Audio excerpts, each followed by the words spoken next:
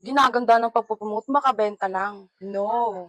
Bago ako mag-promote ng isang product, tine-testing ko muna siya mga 1 week or di kaya kailangan ko munang umubos ng isang product bago ako mag-review.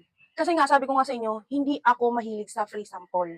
Nabili ako ng yung mga kailangan ko talaga kasi nga yung balat natin sensitive yan. Hindi tayo basta-basta magpo-promote ng isang product kung hindi akma sa balat natin. So ayun nga, meron ngang nag-comment sa isa kong app, no, kung effective ba talaga to kasi bumili sila. Para sa akin kasi, ginamit ko talaga siya. Oh, bawas yan. And it's a serum, tsaka pangalawa ko na tong gamit.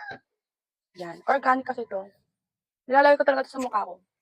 Kasi, ang mukha ko, mabilis mag-dry. So, kailangan ko siya sa mukha ko. O, diba?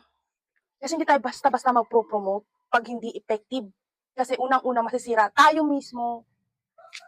Pero hindi ko sinasabing itry mo, di ba? Kasi nga, depende nga yan sa balat. So, kung gusto mo din itry, andyan lang yan sa baba.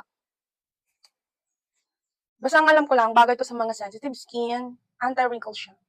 So, sa mga 30 age pataas, pwede kang gumamit nito kasi anti-wrinkle siya. Pero kung confident ka naman sa sarili mo, hindi ka magkaka-wrinkle, di huwag ka nang gumamit. Para it is natural. Okay? God bless!